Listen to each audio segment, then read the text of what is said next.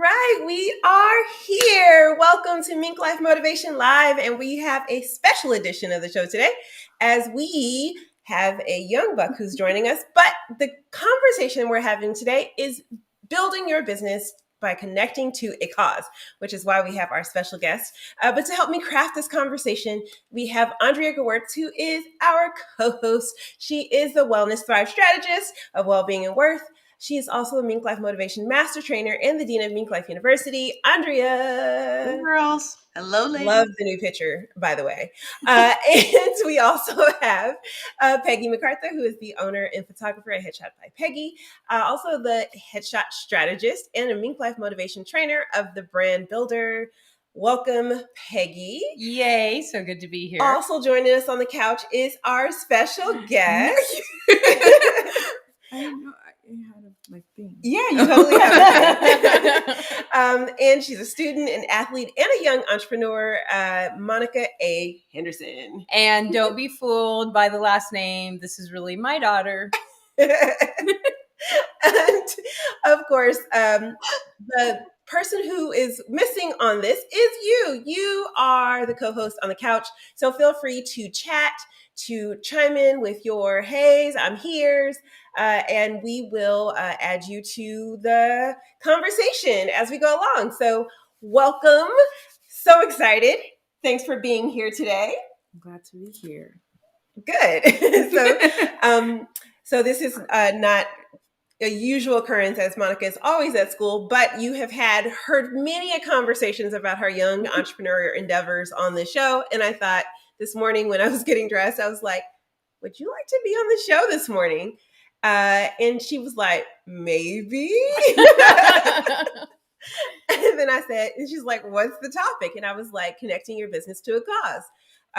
Basically how entrepreneurs can be responsible with their businesses and really connecting into a cause. And so she's like, oh, I can talk about that. That's something that I can do. And so hopefully she won't be camera shy today and she will get comfortable in this seat. But we're excited to have you here. Yay. Yes.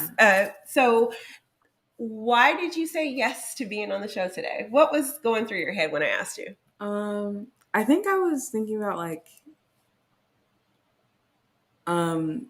businesses that I follow and how they use different charities and different movements to kind of appeal to my generation. Mm-hmm. So it was kind of like, oh, I can talk about that. I have been looking at this for a while. I guess I can offer some insight about it. See, everybody's experiences are valid in the Mink Life universe, right? It doesn't have to be necessarily a business owner who's bringing some of this insight, but sometimes it can be a young entrepreneur who has several jobs. I was going to say, may not have an LLC. Exactly. Don't say that. The hardest working kid I know. So tell us a little bit about some of the things that you do to make money. I mainly, my biggest income is dog sitting. I have my usual clients and I usually dog sit per day and for days, hours, that type of thing.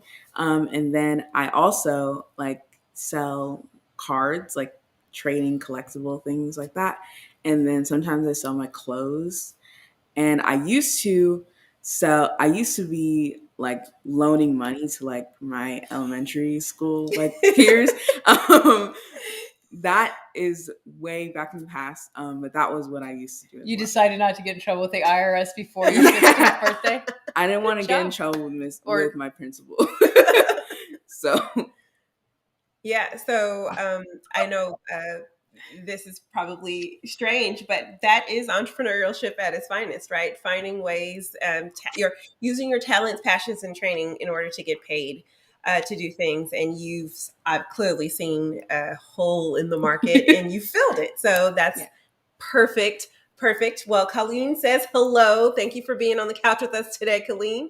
And if you are watching along with Colleen, feel free to chime in. We're going to get this party started, as it's my job as the conductor of this train to keep us on track. So it's time for us to get motivated And we're going to ask the first question, and I promised her I would not have her go first because she's like, I don't understand what we're supposed to do here. So relax. You'll get a chance to chime in after we go. But the first question of the day is, why is it essential for businesses for you to connect your business to a cause? And we'll start with Andrea first. Andrea. Why is it essential? I like what little Monica just said. She says, in businesses that I follow, I'm interested in what they think is important. I think it helps a brand or a business give itself personality. It helps it become more relatable to consumers and maybe to other businesses that might want to align and partner with them. Increasingly, I think businesses too want to be aligned with causes or they seek them out.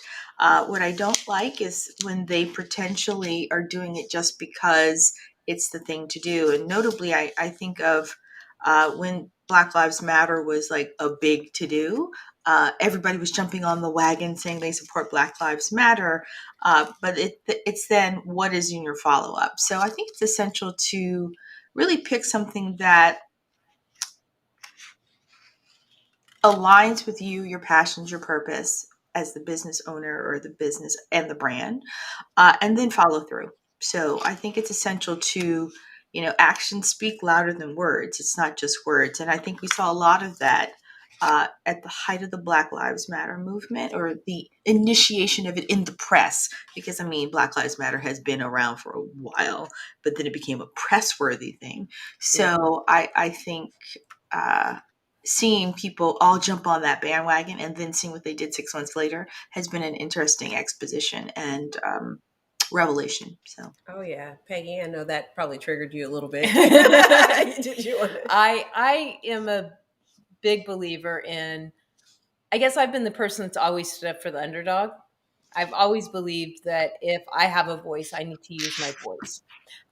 Because if I don't use my voice to help you, then when people are coming after me, who's going to use their voice to help me? I've always lived my life that way. And as a result, I've always been very involved. I'm very passionate about several causes. I'm very involved in a lot of things. And what I have found is that other people that feel the same way I do, maybe they're not quite as pushy or passionate about things as I am, but they still feel the same. They agree with these things. It's easy for them to say, "Oh, well, if I'm doing business with Peggy, then ultimately I am helping these causes because a percentage of everything I give her, she's giving." And I do that. I hook up with businesses that I know support things that I, love. Ben and Jerry's. I'll buy Ben and Jerry's. I can't eat ice cream, but I'll buy Ben and Jerry's and have it in the house because other people in my house can't eat ice cream. But different things like that. Why pick them versus something else? Is it because they, A, they're good quality, but B, I know that part of that money is going towards something I believe in. So it makes sense. And so as a business owner, when you put that out there, other people are going to be like, hey, your stuff may not be any better than this stuff, but I'm going to pick you because I believe in you. And on the flip side, it kind of thins out the people you don't want to hang out with. I have found that I don't have, people know are very, very adamantly know what I stand for, and the people that don't agree with me, I don't have to do business with them. So, those are a couple of reasons why I think it's important. Oh yeah. Did you want to chime in yet? Next, or you any thoughts? I think it just shows that you care. Mm-hmm. I think it's like, well, I am giving money to someone who, like a company that actually cares about me. I don't know. It's just like, rather than giving it to some company that is just doing their thing, they don't give back to the community or anything like that. It's like, well, I could give my money to someone who will give back to me. Mm-hmm. So, why do you think it's so important? Why do you think your generation feels so connected to businesses that like give back in that way? Because that's not something that we We never experienced in cared but this generation, this I was generation. going to ask her that, so Yeah. I'm glad you asked. I think it's just like for example, I follow a lot of fashion companies. Mm-hmm. That fashion is one of those things that like I am always up to date on. I like look at like their environmental scores, like are they helping the environment, is it like harmful? And for me it's like important to look into that because I don't want to be like Irresponsible. yeah, I don't Yeah. want to be spending money to harm the environment. I think it's like very important for me to know so I don't like harm the environment because of ignorance. So Mm-hmm. I think that it's important for my generation to like care about companies like that help the environment, help communities, stuff like that, because it's a lot like it feels a lot better to like Yeah. be in the know, to Yeah. not like be ignorant about certain things and then just like harm something, you know? Yeah. Andre, you gonna say something? Yeah, I wanted to add another thing when you said, I don't think our generation cared. I don't know. I think that's not true. I think there's more transparency now Mm-hmm. because younger people have insisted on it. I think Mm-hmm. when we found out something was jakey, we were like, Yeah. oh, hell no. Right. And then, but we just didn't have access in a way that, our children have access and the, onslaught of information. I Yeah. When we were this age, we didn't see the world because No, we didn't have the internet Mm-mm. and the social you media. didn't have the ability to know what's happening around the world from your phone. And Right. so I think to Monica's point, it's because they are being told that there are big problems in, let's say, the environment, like the climate, and they're going to be with people, hopefully, that will march with their dollars to Yeah. convince capitalists, in particular, um, that we have to do better. Because hello, Mm-hmm. I'd like a place to live, and they very much feel this, Yeah. I think, and I'm honored that these kids are so vocal like that. Like Mm-hmm. Monica saying that gives me hope because we think they're so connected to their phones and this, that, and the other thing. And in point of fact, that phone has given them a type of intellectual aplomb to say, hey, oh, no, no, no, stop. And they Yeah. do, people have to. That's why do you think Black Lives Matter was like all these emails from everything you've ever bought was sending you an email? I really care, because these young people are like, do you care? They're like, yeah, yeah, yeah, I care. Whether they acted on it or not, but good, keep on it because I think that's so true with like my at least my eldest daughter, right? And my youngest just likes to thrift anyway, so she's like, whatever. Yep. Like, Sustainability. I'll repurpose.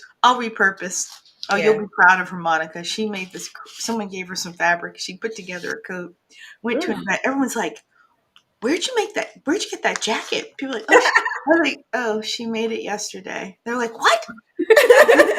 I was like, "Yeah." Another young entrepreneur. We should have her on the show one day during a break. Maybe spring break. We'll have her on because what I love about being us having this experience with these young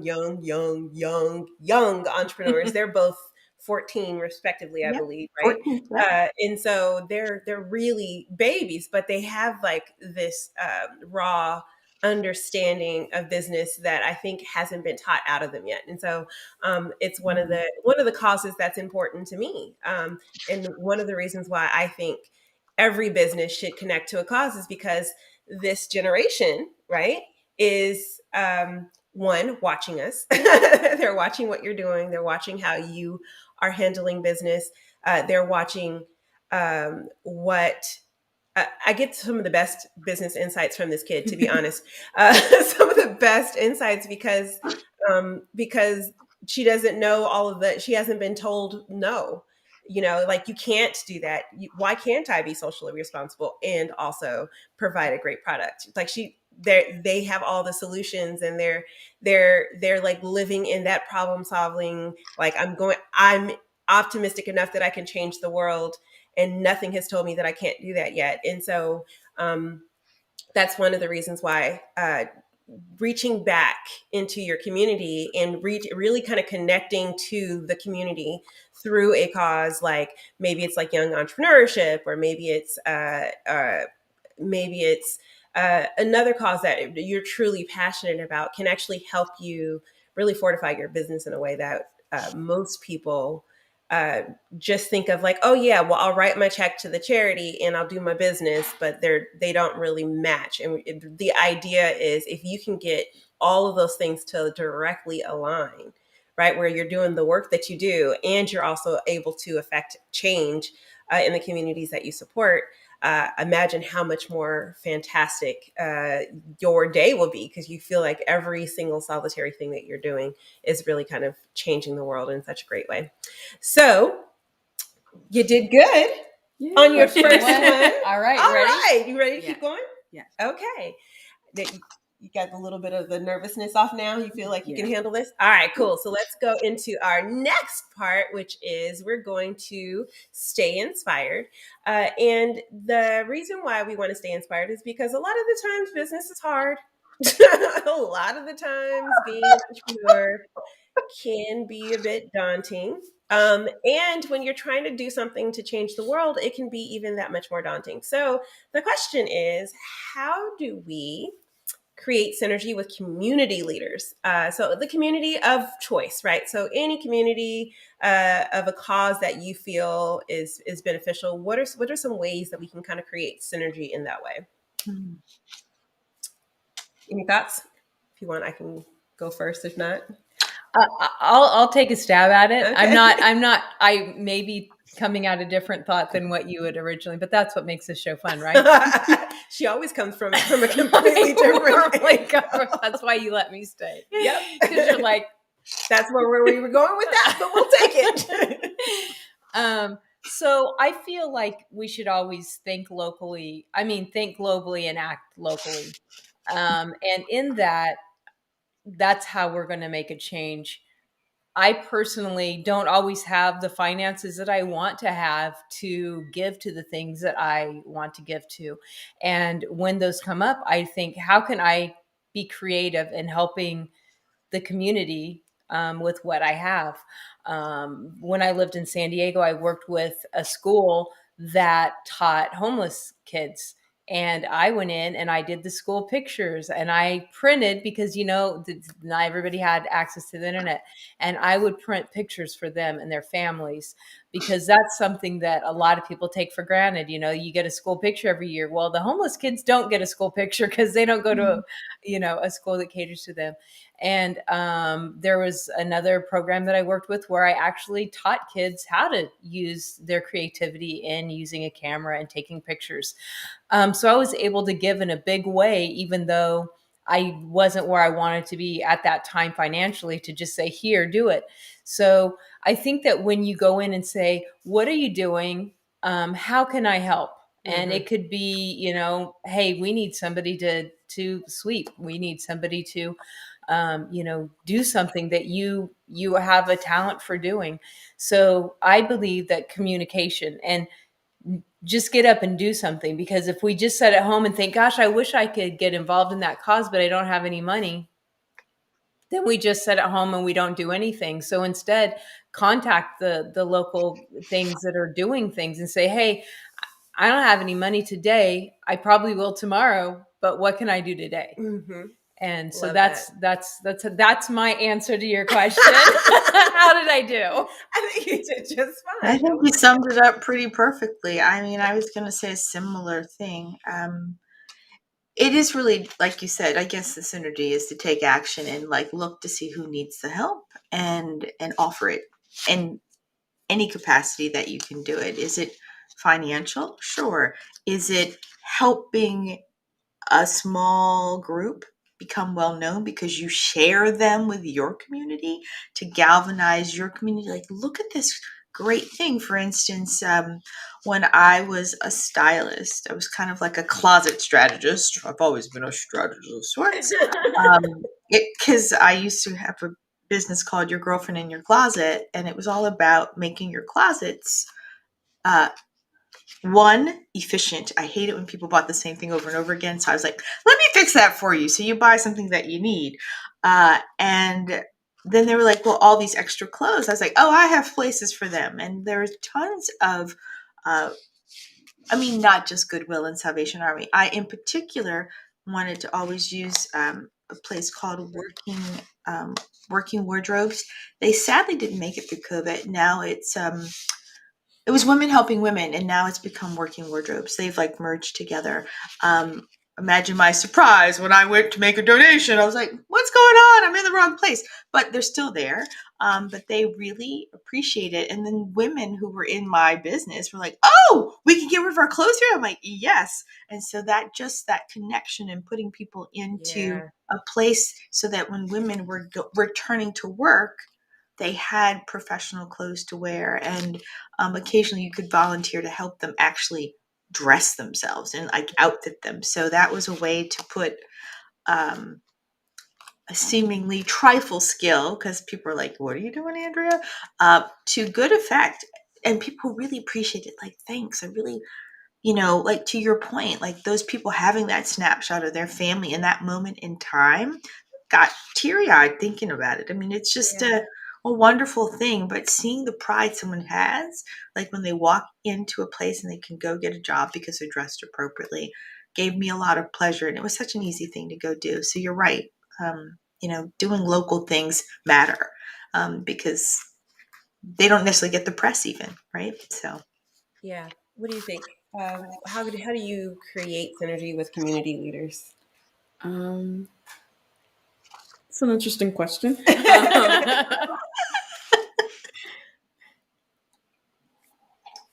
Well, I know your high school Oh, is a nonprofit, yes. right? And there's been a lot of businesses that have created synergy with you guys, right? Yeah, a lot. What are some businesses that have so a little context, Monica goes to the only all-girls public school in California. And attached to it is a nonprofit. And this school is public, so it doesn't cost anything to go to the school. And the parents basically, along with community leaders, fund the school's education, or supplements it from anything that LA Unified School District doesn't give it, in order for it to have excellence in education and to really kind of create that pipeline to jobs for girls in STEM positions. And so the field trips and the donations and the support that you've gotten. I remember there was that project that you did with Fandango. Oh, yes, that's what I was thinking about. So, what was it? Just talk a little bit about what that was about. So my school did this entire project with Fandango where we would assign the computers to different students for the upcoming year, and then Fandango would, I guess, help us with it. We learned a lot about computer science and spreadsheets and stuff like that. And then they also did this program with our broadcast team where we would get to visit Fandango and how they filmed different things, just so that we could get inspired with our own broadcast team to try and deliver news better for our school. So yeah. So even something as simple as just kind of using what you already do in the community, is really helpful. But as the president of the board of the nonprofit, I was president for a couple of years, and we worked with Tesla, we worked with Google, we worked with SpaceX. we worked with some really big companies. The Department of Water and Power. There was basically all of these with the lawyers, with the Attorney General. So there was a lot of different. And what was beautiful about it, and I think as small businesses, if we could adopt this a bit, right? If they didn't necessarily come with dollars, they came with fulfilling a need. It wasn't like, oh, here's $10,000. It was, you have broken computers, we have a tech team and you're a STEM school. So maybe what we can do is teach your kids how to fix their computers, and they can use the support of our tech team to be able to fix those computers and to track the inventory and all of those kinds of things, right? So synergetically in those ways. But then also the women's conference. Oh yes. Oh my gosh, like just being a speaker and speaking into the in at the women's conference. So her school would turn the entire school day into a women's conference. And so instead of going to classes, they would actually go to different breakout sessions with different speakers. Take your career day, but kind of like on steroids, if you will. Yeah. And they had speakers like people from Tesla and They even had like mundane, well, not mundane, but like simpler normal jobs, everyday jobs. like firefighters. The firefighter was the hit, to be honest. There was a whole Tesla engineer, but everybody was talking about the firefighters, just so you know. So it doesn't even matter if your job is not like the coolest, or if your business is like not the biggest, well known. It's like the energy that you can bring to the community, right? I also think that it's a lot like, it's easier to appreciate as a student, like coming from a student standpoint, when you get like knowledge from like these like people who are working with the school, rather than money, because you don't really know where the money is going. We don't really like see what's happening. But if you like come in and you're like, let me talk to you about whatever. Well, and when somebody takes the time to see you and talk to you, I think that's it, is take the time to see people and talk to people, and give your wisdom and gifts, talents. So that's a good point. That is a great point. So I think it's like more personal, like if you get personal with like your community, I guess, if you find some way to like help them, but beyond like funding something or something like that, you like give like a future kid a job opportunity, or like you teach them about something that they could possibly go into.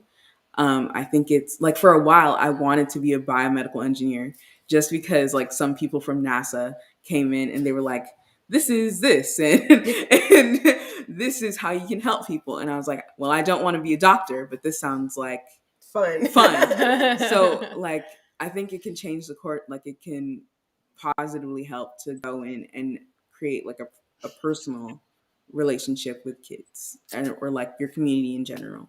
Yeah. Well said. Well, I know. Monica's like, well, I don't know. And then I'm like, God, that was good. Well, I knew it would be good, but I mean, everything we said, but anyone listening is going to be like, little Monica said, Monica said this. They're not going to remember what we said, because you just said it so well. You're like, the appreciation for that role model and the way you described it, I'm like, yeah. When I was like rethinking how I was doing my spirituality and my walk with God and like spiritual centers and all those other things, I grew up as a child, and they were like, you give 10% of your work, you give 10% of your money to your source of inspiration or your spiritual center or whatever it is, or back into the community.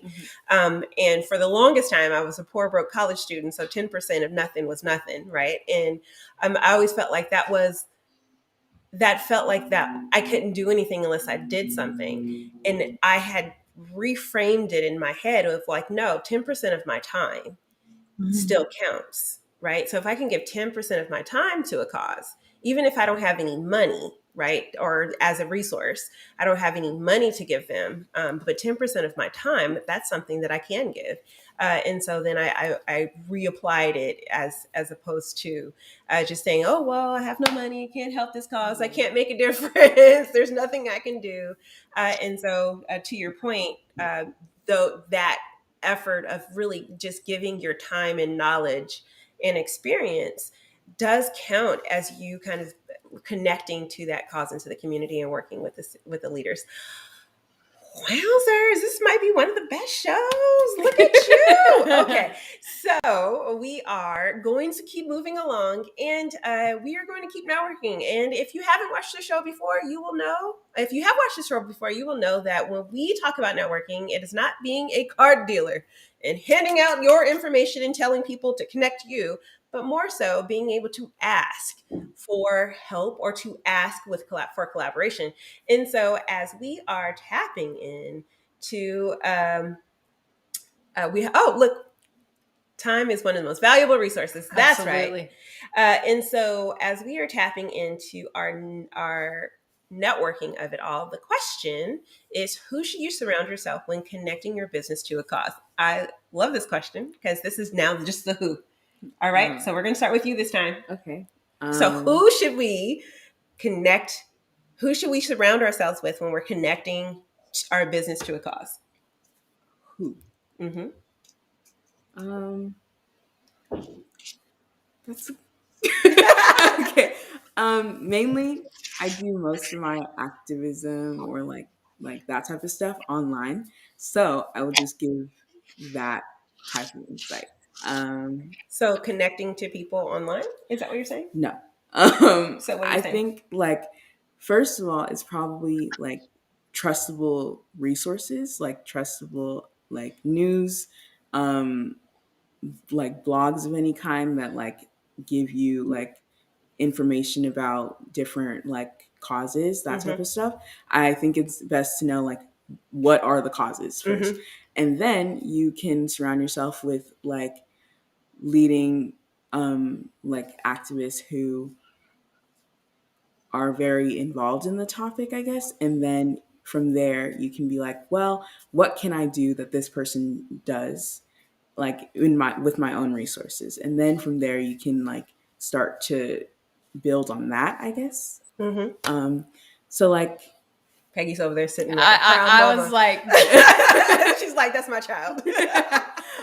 well, because okay, so for let's say taking what I said, when it comes to stuff that I like, causes that I support, I am mainly for support the environment. So I'll look at blogs that tell me like what's happening with the climate or with the environment, and then from there I look at people in the media around me, anything like that, who know are knowledgeable about this, and then I can say, well, what do they do to help this cause? And I can say, well, I can go to cleanups, I can share this information with people, I can speak with my like I guess audience about this type of stuff, and then from there I can make my I can have like a movement of my own, I guess, like that. Yeah.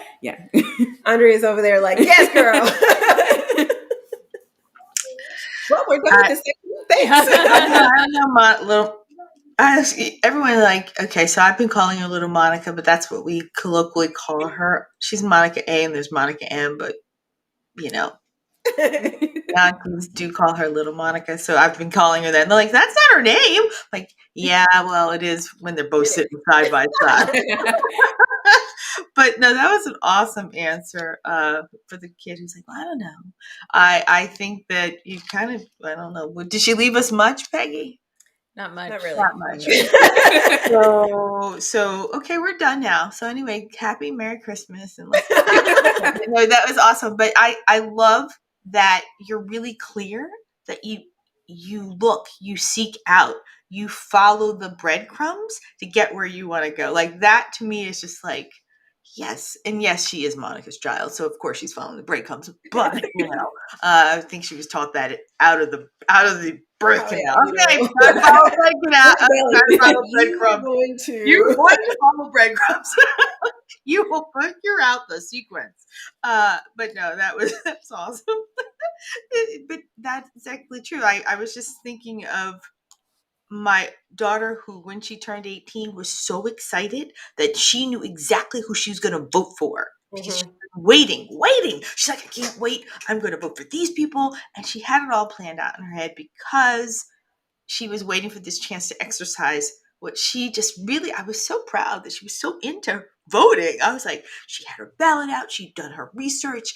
And she's like, is it always like this with all of these things? I'm like, yeah, here in California. Yes.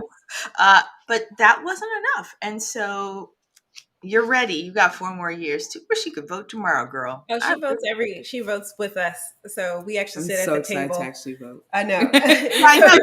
I can tell. Like, Yeah, We sit at Mom. the table, we lay out we have her read the propositions to us, we like debate I it love it. out, then we like check our little ballots, and then I do my sample ballot, and then from the time she was big enough to actually poke the things, she was the one who actually did the voting. So she took my sample ballot and I was like, okay, this one, and she be the one stamping the things for as long as she could. So we have so many pictures of her with the "I voted" sticker. Yeah, before school. Before school, it was like, no, you'll be late. We got to go vote. And so we made it a priority. But I love that is being fostered in other places as well, in your girls as well. So that's really cool. So I want to build on something that you said. Do the research and surround yourself with trustworthy things. Yes. This has been vaguely mentioned. I think Andrea mentioned it from the get-go, like, oh, people like, oh, I'm all about this cause if that's going to make me popular and get your money. Mm-hmm. Not only that, there are causes that are nonprofit for profit. Many years ago, I lived on the Navajo Indian Reservation, and I was propositioned by a organization to take pictures of children because they were saving something. I'm not going to name the organization. But that was shady, wasn't it? It was. That was. Anyway, these kids that I knew that were my neighbors, they were like, oh no, they were like dirtying their faces, putting raggy clothes on them, wanted pictures like this. And in return, our community was supposed to get like a playground or something. And the community never actually saw any of the money from this organization. And it was shady how they wanted to advertise this community. And, so they were basically pulling on people's emotions to take your money. Now, I'm a big believer in when I do things and my heart's right, I feel like I'm still doing something right. But why waste your money on scams? And, take the extra step to do research and actually find out that no organization is perfect. No organization is 100% perfect. There's human flaw in everything in everyone, but at least do your due diligence that the people that you are putting your name and your company and your money and your time and support into is actually doing really close to what they're saying they're doing. And of course there's going to be that one idiot that's, trying to ruin things, but don't just watch a commercial and think, oh, I'm doing something great and I got a postcard back to show me that I'm doing something great. Yeah, I would definitely say immerse yourself in the actual community that you're trying to create change in.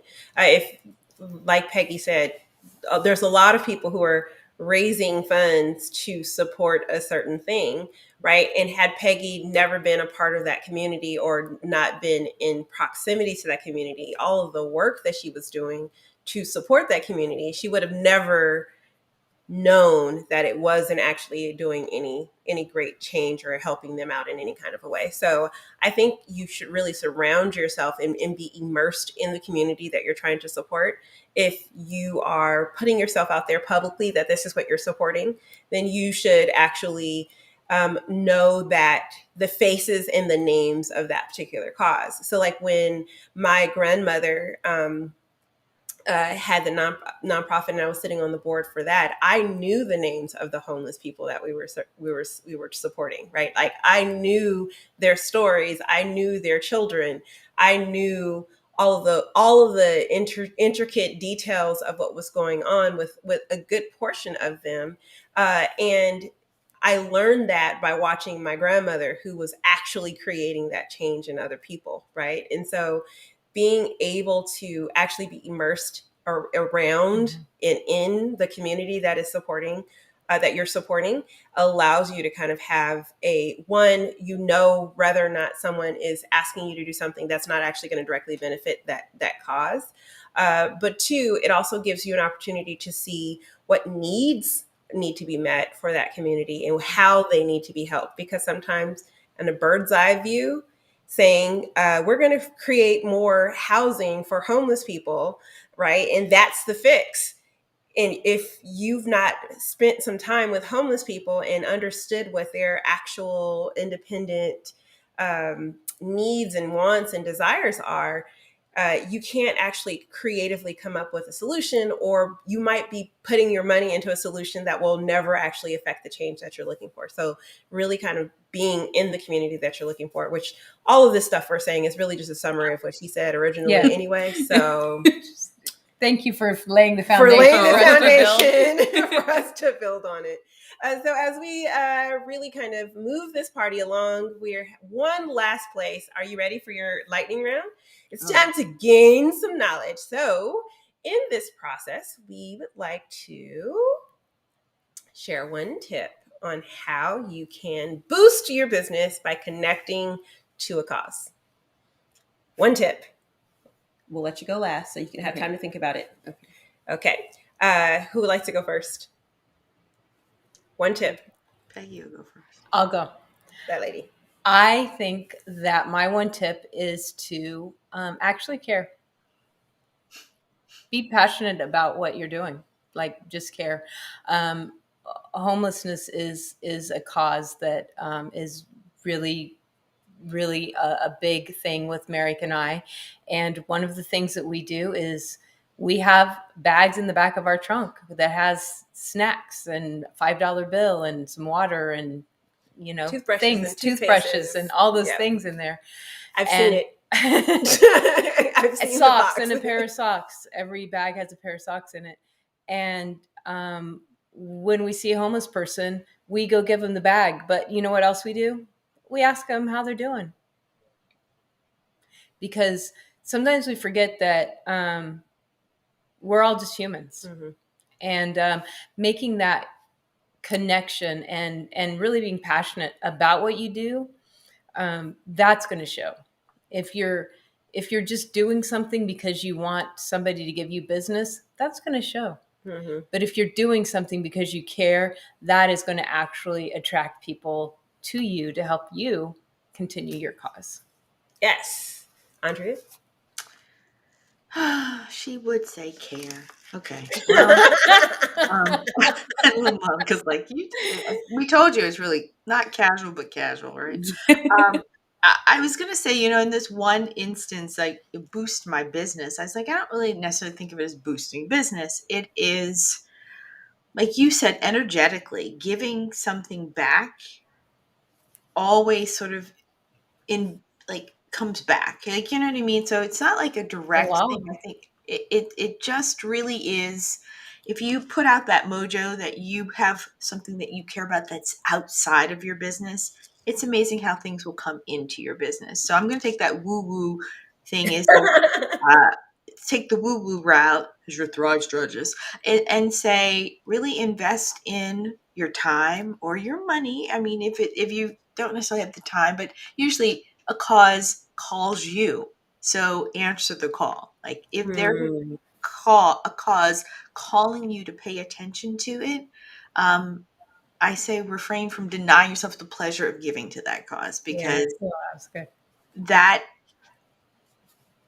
leading with your heart in that area is going to be remarkable what it does all over in a 360-degree way. So that's what I would say is, you know, listen to the call, follow it. Oh, yeah. All right. Your turn. Oh, okay.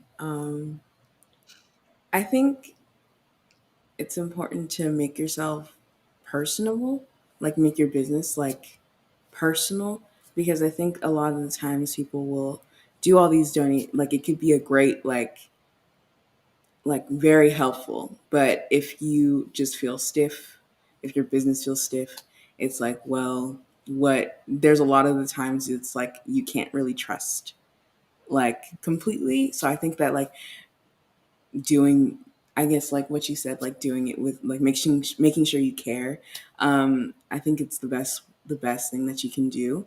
So like even if it's like giving money, like still making sure that it's like a personal way that you're doing it.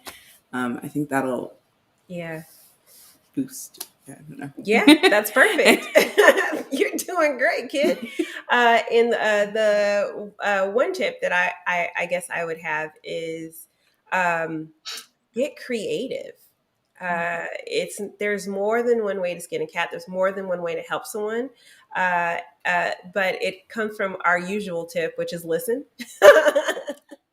If you listen to what is necessary and what's needed, and you take a little creativity and you add that, take that creativity to solve a problem, you can actually really kind of not only boost the morale of the community that you're supporting, but you boost your own morale because you're like, I did something good today. And you also boost the profile of your business because then, like Monica said, then people are like, oh, you're not stiff. You're human. You're a real thing. So I think really kind of just being creative with all of those things can help so very much. All right. Well, we made it through. Congratulations. You've done a great job on the couch for sure. And it is time. It's my favorite time. It's time for announcements. And to start off, Yes. Okay. And so to start off our announcements, we'll have Miss Andrea go first. Okay. Well, it's the end of the year, so a lot of things are bubbling up in the Well-Being and Worth clan. Notably, follow me on YouTube. I'm under Andrea Wertz. I'm trying to claim a different name, but please go there and check me out. Thank you, Monica, for putting that there. And I'm also about, opening the doors to people who are looking for some real long-lasting health solutions. I'm going to be taking 5 new clients, privates. So find me on YouTube, comment, like on Facebook at Wellbeing and Worth or Instagram, and say, hey girl, I need you, and we'll schedule a Thrive call and get you started to a better 2022. Love it. And since we're all in the same box, we'll go with Peggy first. Well, you can find me at headshotsbypeggy.com. That's really easy. I am available for strategy calls. I am available to do your headshots. I am always around and easy to find me. You can also find everything you want to know about me and so much more at linkapp.com/Peggy.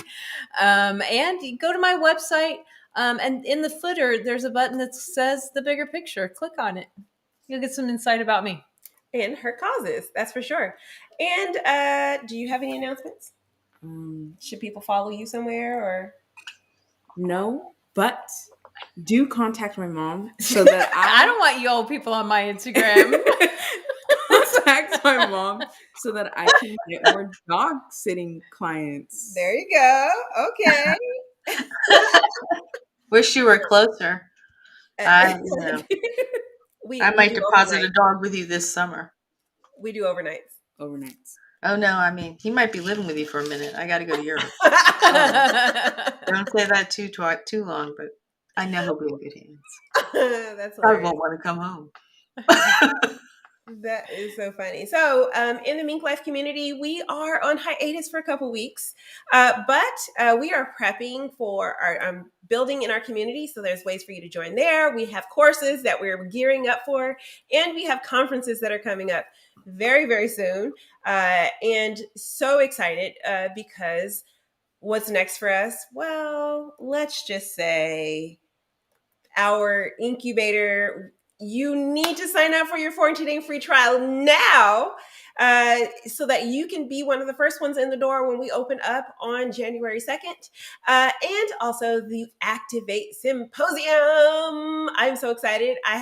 We have already gotten some of the most amazing speakers lined up for you already and counting. The symposium is 24 days, 24 roundtables, 24 courses, 72 lectures. This is basically, you're going to be able to do everything you need in your life and business over the course of that 6 weeks. And you can activate your zone of genius. If you are a speaker and you want to join this powerhouse group of people and really leverage the opportunity to share your zone of genius, did you hear the call? Are you trying to affect change? We want you to be a part of this. I want to thank my co-host today for helping me craft the conversation. My favorite slide of all of them, really. And that is Andrea Peggy and Monica A. Henderson, as opposed to Monica M. Henderson. And would love to remind you all that you have the power to activate the vision within. This holiday season this was a perfect show to end the year and to end the season, because now's the time to really kind of make a difference in the world. And one of the ways you can do that is by sharing, because sharing is caring. So hit that button and share this video with someone who you think might need a hint about why it's important for them to activate their cause and really get into there. We will see you on the flip side. There will be a couple of reruns, but we will be back with Roundtables live. Can't wait. See you next year. Happy holidays. Feliz Navidad. Happy holidays. Happy Hanukkah, New Year. Kwanzaa, solstice, all the things. Love you. Bye-bye. Bye-bye.